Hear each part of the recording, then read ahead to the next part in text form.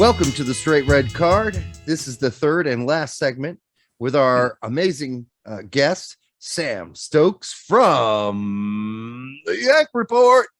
And I did probably need to do that, but what the fuck?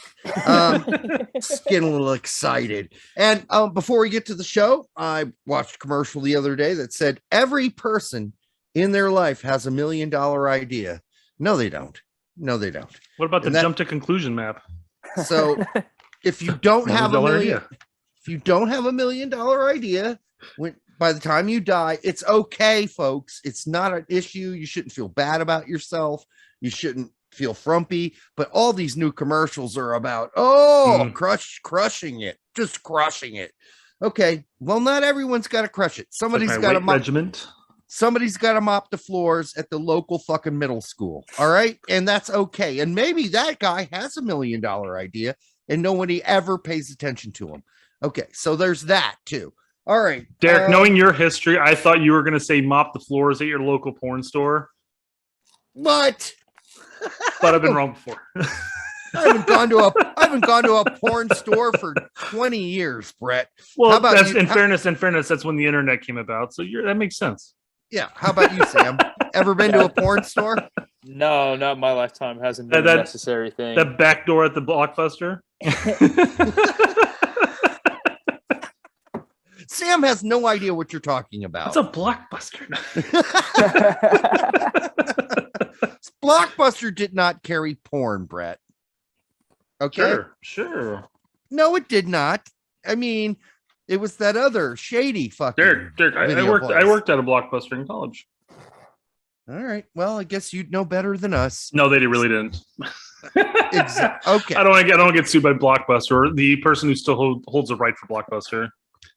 Oh yeah, we don't want to do that. And before we get any deeper into porn, and embarrass or maybe put Sam in a questionable position.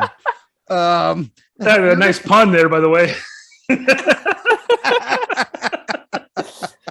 Not that kind of position. Just for all the commenters, we're not putting Sam in any form of position. We're miles from each other. It's fine. Everybody's okay.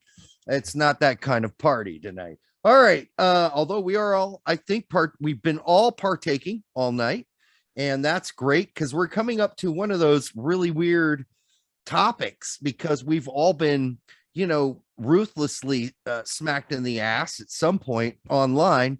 And we've been called toxic, but Sam, you said people don't call you toxic. No, it's usually the opposite. Usually it's you're not critical enough. That's the thing I get. But you just did a show where the headline of the show was "That was bad." Yeah. But still, I get, even with that one, it was like you weren't critical enough. That's the refrain that I get a ton, and that's just, yeah, true. There are some of our lovely fans out there, and I say lovely because we agree on 90% of a lot of the stuff they say. But there are some fans out there that would just love nothing more than to shoot people like Roldan or Leggett or Berhalter out of a trebuchet into the middle of the Pacific Ocean. Yeah. Yeah, it's a weird way to be a fan, right? Like, I just don't understand that. Yeah. I don't understand being a diehard fan that cares about this stuff as much as we do, and just your day is filled with just hating on these players who are in the terrible position of just being not quite as good as the players around them, Yeah, but we get it all the time. And I'm sure you've gotten it too, which is, you guys are so fucking critical of Berhalter. I'm sure you've gotten that on your show, Sam. You must have.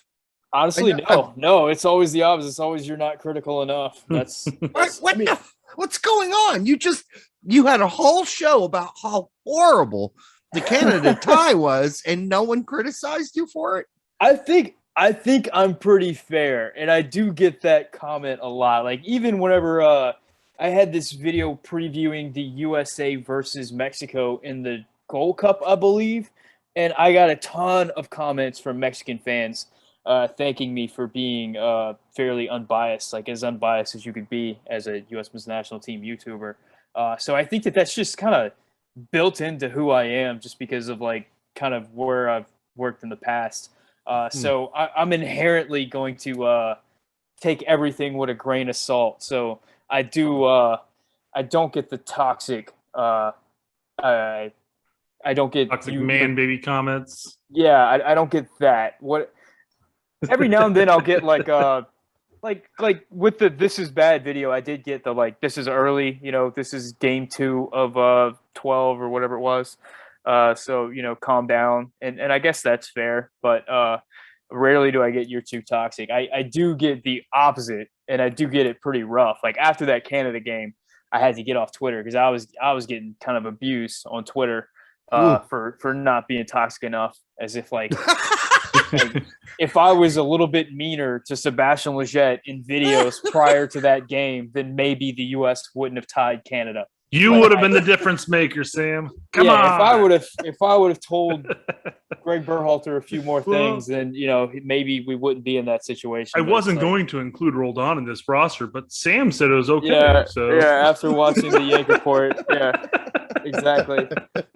So, I mean, I guess you're not being, and let's be honest, Sam. In comparison to what Filippo takes on at Tactical Manager, which is a lot more negativity than even we take, but we're nowhere near his size. But I mean, we had a whole show we haven't even aired yet that we're going to air with Filippo, where he talks about the whole social media aspect of this, and most of the toxic conversations he's had, and I don't even like using that word, most of the conversations he's had that weren't like altogether positive were with major media figures. Have you experienced that? And what do you think about Filippo's experience, if you know about it at all? I've seen that. I haven't engaged in that. I mean, I came up in a world that just had so little information about soccer that I was just, happy to get anything that I got from any of the outlets. So guys like Grant Wall and help me out, Jonathan Tannenwall, Sam Skeshkull, like all these guys, like I came up like really appreciating their writing. Soccer by Ives was a huge one. I mean, I looked at that website every day. So I always appreciated the people, anybody in this business that does anything. And one thing that certainly differs me from a lot of U.S. men's national team fans is like, I appreciate Taylor Twellman and Stu Holden and even Alexi Lawless for like the attention that they bring to the game. One thing about Alexi Lawless, like Taylor Twellman used soccer as a foot in the door in order to further his career at ESPN, and like no fault to Taylor, like congratulations for the success you've had and for being able to grow your profile to further grow the profile of soccer in this country and to put soccer on some pretty primetime shows at ESPN. So credit to Taylor. But Alexi, on the other hand, and he's spoken about this, has always been a soccer first guy. Like he says that like he's at his pinnacle. This is where he wants to be. He's not using soccer as a stepping stone. So even though he has some wild takes, and I think that he tends to be a troll and kind of gets people going, I do appreciate anybody out there that is bringing attention to this sport and is working to bring new viewers and to get new people to fall in love with the sport. I just appreciate that. So sounds like you and Brett and Alexi should get a room. Sounds like to me. You beat me to the point. I was going to bring this up. No, so with Tight Shirt, it's a bit different because he grew up and he went in college playing baseball and soccer, and he had the opportunity of going professional on both baseball and soccer. So he is a sports type of guy. He's just an all-around sports guy. So he knows, that's why he's on all the other shows talking about various other sports besides just soccer. Now, when he does talk about soccer, I think he falls in line, quite frankly, at this point, maybe in the last 3 to 5 years or so. Well, since at least since our failure to qualify for the last World Cup, he falls in line with the Lawlesses and the Winaldas, who just speak whatever's on their mind at the time. And are you talking about Tight Shirt? Tight Shirt, yeah. Okay, sorry. Yeah. Sometimes what they say is spot on. Sometimes what they say is mere bullshit. But what makes it great, like I said, with Tight Shirt, with Winalda, with Lawless, They're all great to listen to because they're great content providers. Yeah, it gets people talking about the game, whether you hate them because they're stupid or you like them because they say what you're thinking and you think that what you think is right, whether it's promotion, relegation, whether it's this, whether it's that. It's entertaining to watch. Now you may not like it, and that may be bad entertainment for you. But quite frankly, from just a soccer standpoint, the way that they spark conversations is just good for the sport in general. Now you may not like it, but that's your prerogative. Would you agree with that, Sam? I would agree with that, and I would go further. I think that those guys, even though they're not in line with what the fan base wants to hear, a lot of times they're ahead, and they've been players. They've been in the game all their life. They know what they're talking about. So oftentimes they're more on the money than we give them credit for in the moment. I mean, like Alexi Lawless got absolutely ripped for saying that Miles Robinson, what's the other the blonde-headed center back, Zimmerman. Zimmerman, and that they were like way up in the depth chart for the center backs. And people absolutely ripped him like that. How could you say that? And then I did. To be fair, this was early. You're right. He was ahead of the game with Robinson. I still think Zimmerman's further down the line than what he's led on. Although we also brought up, Derek, you said I did. When quote unquote you said I did. No, eyes and you, not eyes and me. But you said that. But quite frankly, if we go back to our shows, you would even see that both of us said, I have no problem with, we think Zimmerman's maybe like 5th or 6th down the line, but I have no problem with him starting in the center back because he's relatively comparable in quality to an extent.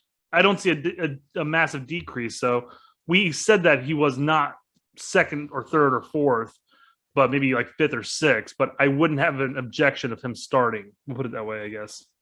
Sam, finish your thought. I'm sorry.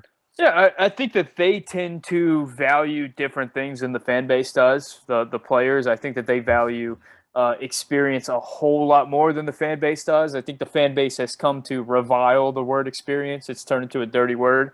But like, I recall Alexi getting hate because he had Josie Altidore as a starting striker for a long time, whenever all of us had basically written in Josh Sargent's name and pen, and like, of course, Josh Sargent's going to be the guy. He's going to turn that corner any second now. And, it still hasn't happened. Now Josh Sargent has been usurped by an 18-year-old MLS striker that was on a homegrown contract, and it's they see it. They know. Let's also state this. When Lawless said that Josie was like the number 1 striker, he was just coming off of almost like a year-long injury. he's basically stating that off of what he's produced. Now we've defended Josie over the years. He's had cement shoes and shit like that. But he's been relatively consistent as far as a goal-scoring option, and he did well when he played for us. But at that point, when Lawless came in and said, like, oh, yeah, Josie Altidore is one of our top options. It's Josie, then Zardes, then so-and-so and so-and-so. And we're sitting there going, no, Josie just came off of a year-long injury. There's no way he's even in contention for this spot. Josie, to be fair, has really fallen off a cliff. Like, I don't think any of us expected the tail end of his career to play out the way it did. Yeah. Josie was one of the players that really got me into the sport and following the national team. I was a huge Josie supporter, and I really thought that he was going to break the scoring record. I think he needs like 10 more goals, something like that, to break the record. But he just hasn't been able to stay on the field. I don't think any of us expected him to just not be available for like the last 3 seasons or something like that. Yeah. Similar to Bradley when he came back to Toronto, it's just his quality level decreased, and then every year it was just decreasing more. And then there was just a number of years again that he was just injured for long spells, and that just played a bigger and bigger factor in change. Josie's a very old 31-year-old or whatever he is. Yeah, he certainly is. And I'm sorry. Go ahead, Sam. Yeah, I think as far as like the Filippo and his popularity and all that, I think that Filippo really fills a void that existed within the fan base. Like coming up, I mean, they had Total Soccer Show, they had Best Soccer Show, they had a lot of the pundits had their podcasts. Like Grant Wall had a podcast, Lawless had a podcast, SBI had a podcast, stuff like that. But as far as like real fan generated content and content that is willing and able to be critical of the coach and the players and specifically some of the domestic players to really go at them and take them to task. That's not a voice that we had heard as a fan base from any of the top guys out there. So I think Filippo has been able to tap into that and really use that to gain popularity pretty quickly. Also with his fantastic he's a super entertaining guy. He's an extremely hardworking guy. The dude puts out content left and right on YouTube and on Instagram and on Twitter. I mean, he's insane. And he's also a super knowledgeable guy and is very like I feel like he was born for this. Like his ability to just interact with people and just be that guy and feel like a guy that people have known their whole lives after they watch a couple of his videos. It's just I'm so impressed by the amount of work that guy's able to put out. Yeah, when you watch Filippo's show, you want to have a beer with him. Yeah. Even though he probably won't have a beer with you because he doesn't drink. Don't let him fool you. He drank a lot of vodka on our show. a lot of vodka. We watched it happen. Now, well, we certainly sounded like it, but he didn't. He must have a great tolerance of water. All right, or aqua. Little water. Yeah, and then we had these guys recently who have been blasting some of us who said, I really like 6 or 7 points. 9 would be great, an optimum. But here, we got 5 points, and their guys like, oh, you're so stupid. The whole formula is like you win at home, and then you tie away. Come on, Nimrods. You saw the message too, huh? Yeah, I see it all, Brett. See it all. I'm don't just comment saying, on it all. Just because we have high expectations or higher than you or whoever you are, doesn't mean it's listen. I mean, the thing about qualifying, and we saw this in the last qualifying, you're not going to win all your home games. You're going to have to steal some points away. That's how it's going to work. Sam, are you dealing with these people too? I don't know. I did get a few messages from fans of opposition teams, and they're pretty consistent with arrogant Americans. You Americans are so arrogant. You think you're going to win everything. Yeah. And of course, honestly, like looking back, like I really thought that 9 points was something that was on the table, and then afterwards, like just considering just how wild those 3 games were, I wonder if we were asking a little bit too much of these players, considering how old they are and how little experience they have and how they've reacted. Like we assumed that we were going to get like 17-year-old Christian Pulisic, who was just out there playing with like Clint Dempsey and Michael Bradley and Josie Altidore and was just able to run onto things. But instead, we're getting like this jaded 22-year-old Christian Pulisic waiting for that next foul. Yeah, who feels like he's been through it all and is just like anticipating the contact before it comes. Yep. And we got this Weston McKennie who's kind of I don't know what happened with Weston McKennie, and we got these players that are just, Brendan Aronson was shell-shocked in that first game. Like Conrad, he had some moments, but I didn't see that Conrad that I see for Marseille, where he's just full of confidence and running at players and putting balls in the box.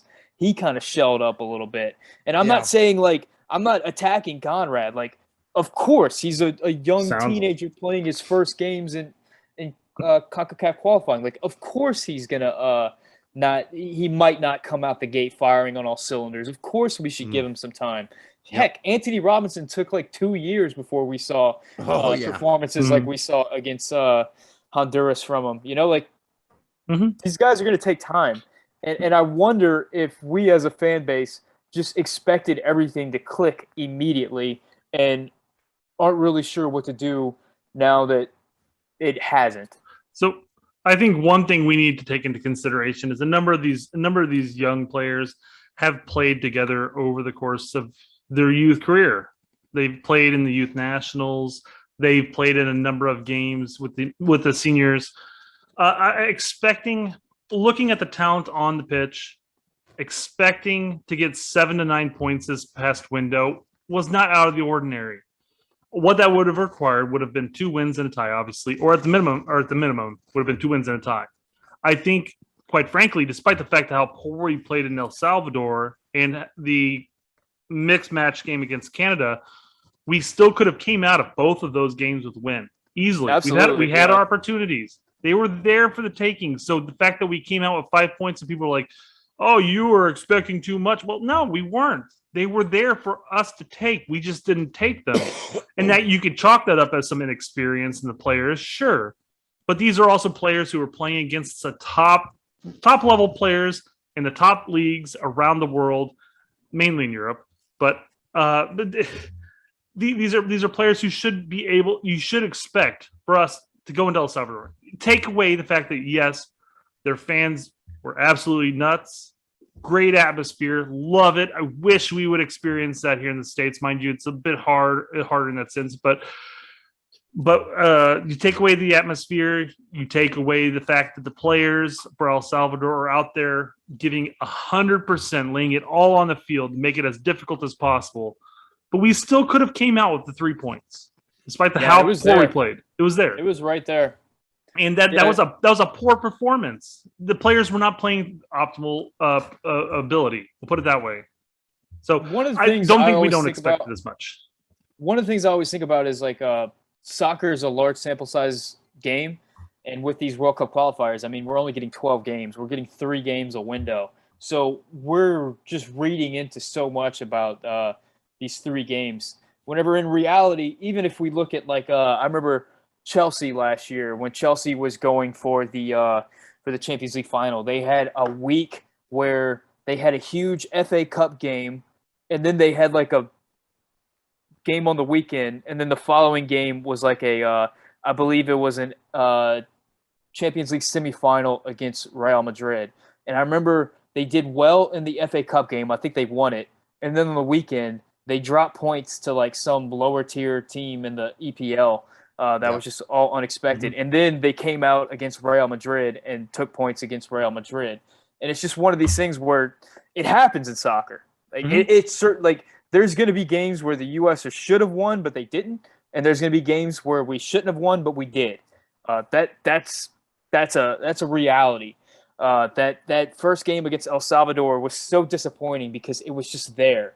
It was in our grip. It was there. That game against Canada, it was still there. We still had our chances. That's the big thing. So did Canada. So I mean, that could have gone either way. They really could have. They had at least 3 or 4 chances at the end of the game where they laid crosses across the 6 and nobody got a hold of. Yeah. Canada had their chances too. The point is that we have expectations now based on the talent. That's the difference.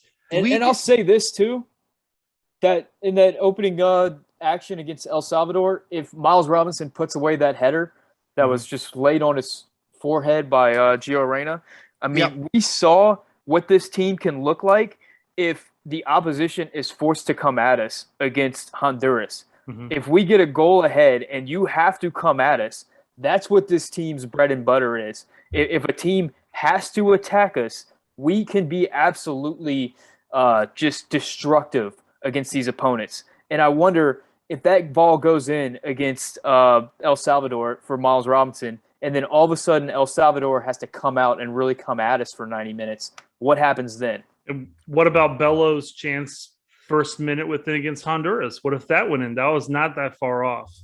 Same concept. But my point that I was going to bring up earlier was none of us predicted that these were going to be easy qualifiers. The away matches were always going to be difficult. Whether it was going to be a 1-0 victory against El Salvador, a draw like we saw, or even a 1-0 loss. You know, a loss against El Salvador wouldn't have been a terrible outcome if we played well. But we didn't play well, and that's what we were bitching about for the bulk of the time. But the expectation of getting 7 to 9 points was not out of question, and it was available for us to grasp. We just didn't do it. Yeah, go ahead, Sam. I agree with you, but there are a lot of people in my comment section specifically that expect us not only to get those 7 to 9 points, but to win every game 4-0 as well. True. Yeah. Well, they're wrong. They're wrong. I mean, we were only expecting like a 1-0 win at El Salvador. That's all we're looking Suck at Honduras. for. Yeah. I mean, really, that was all we were looking for. I'm glad we got the big 4-1 spiel with Honduras, but I would have taken 2-1. I would have taken 1-0. A win in general. Yeah, like I said, a 1-0 win would have been great on the road. And it's expected for us to just get a point, scrape a point. The top teams are always expected to just scrape a point on the road, whatever.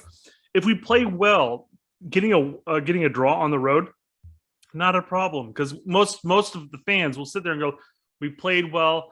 It was unfortunate. The goalkeeper came up big. Insert excuse here, but when you don't play well and you come away with a draw, you're like, man, if only we would have played a little bit better, we may have came away with 3 points instead of 1, Yeah. And going back to what Sam said earlier, when you said, I'm not sure what Weston McKennie was thinking. I'm going to say he was thinking this. Boing. All right. So, last thing. Derek's Sam. right there to mop up afterwards.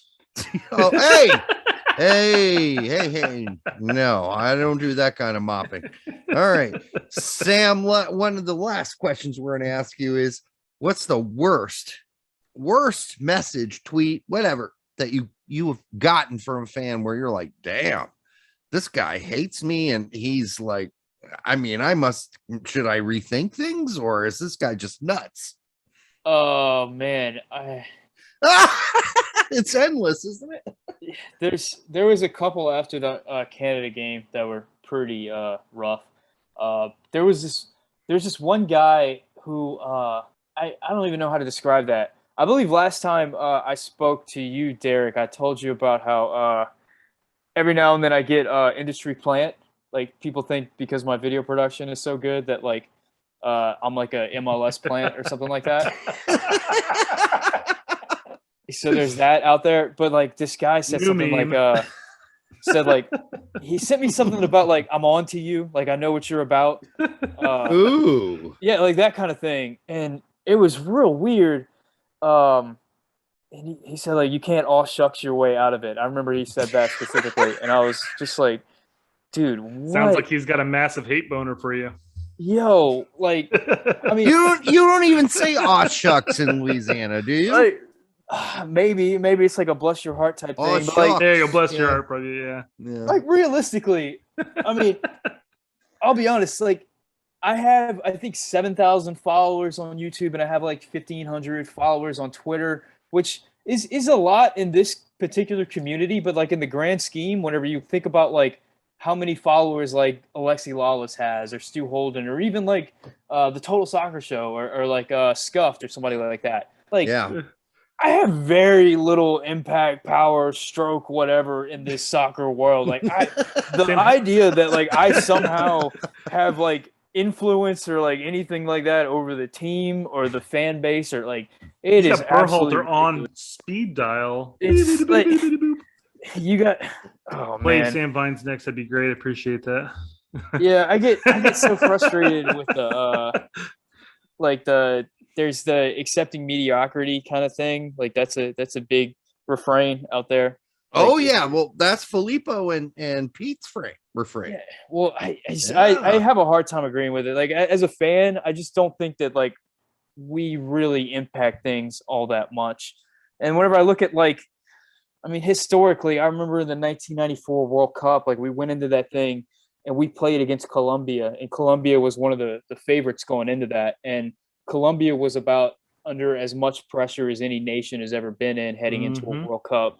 I mean, that was the absolute height of like the Medellin cartel and all that going on. So these players were very much involved with that, and were getting incredible amounts of pressure from those guys. And they ended up losing a World Cup game to us. Like, lowly US, nation, like the nation that nobody cared about soccer. I mean, this was pre-MLS. This was like this World Cup was like the thing that kind of kickstarted everything. So for me, if like if pressure does anything, like we would see it. But especially in a situation like that, where like a Columbia defender literally ended up getting murdered after that game because of a thing that happened on the field. Like that was the amount of pressure that he was under from his fan base. Like that fan base was not accepting mediocrity, and yet they got beat by the team that might have like the most lenient fan base in the world in that World Cup. And there's so many examples of that, and I don't like it. I don't think that it really holds up whenever you like put it under any type of scrutiny at all. It feels really good to say. It feels good to say that as a fan, you somehow have an impact over the what's going on. But I don't think that, say for instance, the Manchester City fans are any like more scrutiny-ish than like the West Ham fans. I think it helps whenever you have a oligarch paying for your squad and you've got the best players in the world and the best coach in the world and all that. I think that tends to bear out in results a whole lot more than say like, I mean, there's an example of like Schalke recently. Schalke got relegated and they beat up their players after they got relegated. Like I believe was Weston McKennie there or Hoppy? I don't know. Hoppy was there. McKinney was at UVL at the time. They literally beat up their fans. Like, are you going to tell me that they chase them? Yeah, absolutely crazy. They fought some of them. Some of them ended up with like black eyes and stuff. I mean, are we going to say like the Schalke fans weren't passionate enough, and if they were a little bit more passionate and held their team's feet to the fire a little bit more, they wouldn't have gotten relegated? No, of course not. I mean, they're among the most passionate fan base in the world. So it's not a take that I'm particularly fond of. Yeah, I have to agree with you. I think basically, yeah, I mean, the fans aren't going to make I mean, listen, if you know anything about the USSF, they don't really give a fucking rat's ass what the fans have to say. And I know that Berhalter's done some placating, and he's said he's done some moves where he's saying, yes, I reached out to that player, so stop bugging me about that player because I've reached out to him, I've called him up. But I think in general, you know, this whole idea that like, I think it was the big disagreement I had with Pete, like, oh, if we don't make the Olympics, the fans will suffer. You won't have any fans. No, fans don't care about the fucking Olympics. No one cares about the Olympics. I mean, it's a ridiculous thing to say. And I don't. But developing the fan base, yeah. Listen, developing the fan base is important, but I don't think that was a way to develop the fan base. And I think a lot of people are probably overly concerned with that. If you look at us. I'm sorry, you go ahead. I was going to say, talk too much. You're supposed to. Yeah, you're the guest. Yeah, exactly. Yeah. You know, the color commentator, which is me, usually just sits back in my chair and lets, you and Derek talk. That's how it usually rolls. But quite frankly, over the course of, since we've started back up, back in January, February, I've always stated that Berhalter listens to our show. And always makes the changes according to what we say. So we definitely have an influence. No, don't say that, Brett. We don't get paid by USSF, which is I think something that we're going to have to work on next quarter. We will accept money and payment for. Christ. If you say this, people are going to blame us when we lose too. I don't give a rat's ass. Anyways, all right. Sam, one time. The hardest comment I've seen that you've taken,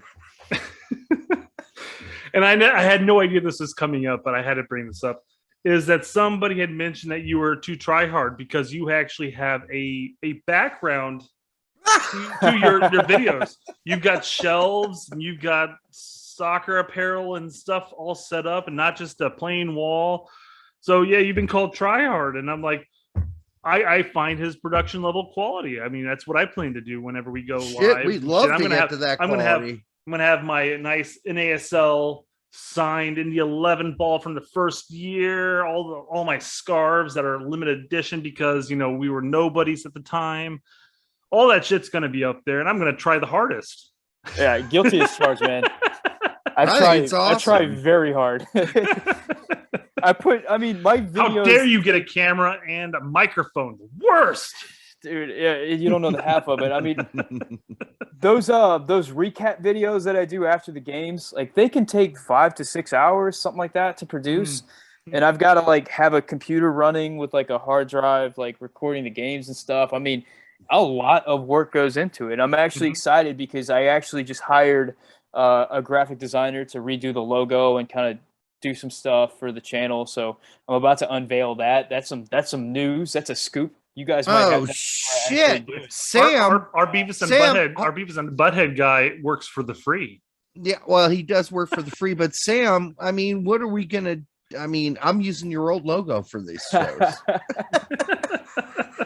Yeah, I made that myself, and I didn't really know what I was doing, and I happened to be pretty good friends with one of the best graphic designers in the country. So, winning. That's a. I don't know if he would agree with that, but I'm just gonna put it out there for him. He's won some national awards. Phenomenal. And stuff, so it's phenomenal. I sent it over to him, and I said, "Can you fix this? Can you just make it look better?" And he did an incredible job with it. So I'm excited to kind of unveil that and do some more stuff. Like I got some plans, some stuff that I want to do in the future. It'll be very try-hardish, as we know. It's funny because MS Paint is generally our level, our height of where we accept things. That's pretty much it. Yep. Yeah. So, Sam, before we end this segment, you should probably tell us about some upcoming shows that people should be looking to watch on your YouTube channel. Tomorrow, I've been kicking around this video for a while. I'm gonna do, I think, this top 7 players from the World Cup qualifying window. I'm gonna put that out, and I think I picked 7 players specifically because there was only 7 players that I really felt like had good windows. Yes. Outside of that, it was pretty rough. And then I have, I'm trying to decide if I should tease this or not because it might not happen. I'm having an interview with a U.S. soccer journalist that was actually at all 3 World Cup qualifiers. So It'll be fun to hear about that experience and to see someone's perspective who was actually there, who actually got to see, feel, taste, touch, all this stuff. And I'm specifically interested in what I don't want to give away a gender, what they felt that the tone was between the coach and the players, because I know a lot has been made of some of like the frustration that we saw start to boil over in the El Salvador game, and like after that Canada game, man, specifically like Christian Pulisic's face just looked brutal. Yeah. He looked rough.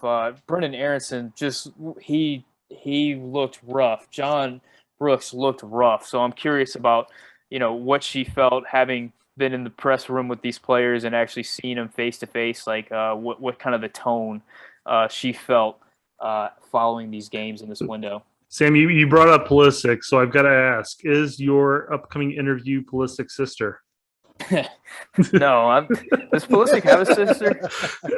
I know that's according to all the rumors. Yes, he does. He does in fact have a sister. Yes, I had to look this up. Yeah. I'm not one that really cares about the personal lives of the players. Like, I don't either. Nobody does. Whatever. Like I understand that Sebastian Lletget has a famous girlfriend, but okay. Yeah, she does. He does. Yes. Oh, you both know that. I don't. Oh, all right. Yeah, she looks good. She's nice. He's like a Mexican pop star. He's done well for himself. We'll put it that way. Well, he's not a bad-looking guy in his own That's regards. True. And you know what? He's a talented soccer player in general. So yeah, they love the boy. There we go. There you go. All right. Props to Lletget. Props to Lletget. All right, we're gonna end this motherfucker right now. It was a great show, Sam. Thanks for being on. If you haven't checked out Yank Report, check it out. You will love it. You will like it. You will subscribe to it, just like you're going to do for this show. Okay? Because you have to. There's just no way around it. And if you don't, then I think you're a square, frankly. Remember that? Don't subscribe and watch all the videos and then leave me comments about how you don't like the videos. Don't do that. If you don't like it, just don't watch it. How about that? Well, if you don't like it, give us a thumbs down because it counts just as much as a thumbs up in algorithm. You're doing us all a favor if you hate us too. But like us. Brett, don't encourage the 2 pricks that always dislike every show they might go out and recruit more. That's if they each get 1 or 2 more people, that's like 2 to 4 more views consistently, Derek.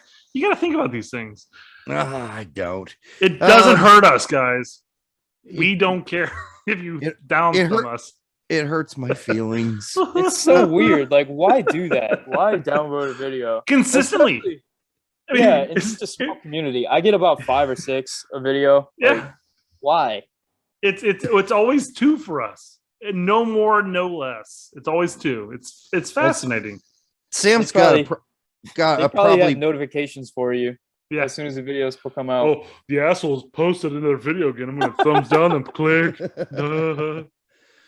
All right. Well, I'm gonna have to deal with all that negativity in my soul, and it's okay because it's not a lot, and it's not a lot for Sam's show either, based on how many views he gets per video. So keep watching that.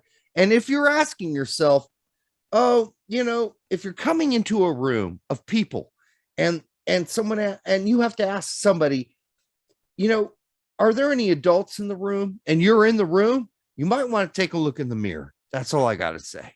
All right. Until the next time on the Straight Red Card. Thank you, Sam Stokes. I'm going to call you Strokes. It's kind of like 11 Yanks. Thanks, guys. There could be a whole different U.S. commentary going on here. Yeah, not. I mean, the least to say, it's been a blast, Stokes. All right, guys. Until the next time on the Thank Straight you for Red having Card. me, guys. Yeah. We love you, baby. Keep it up.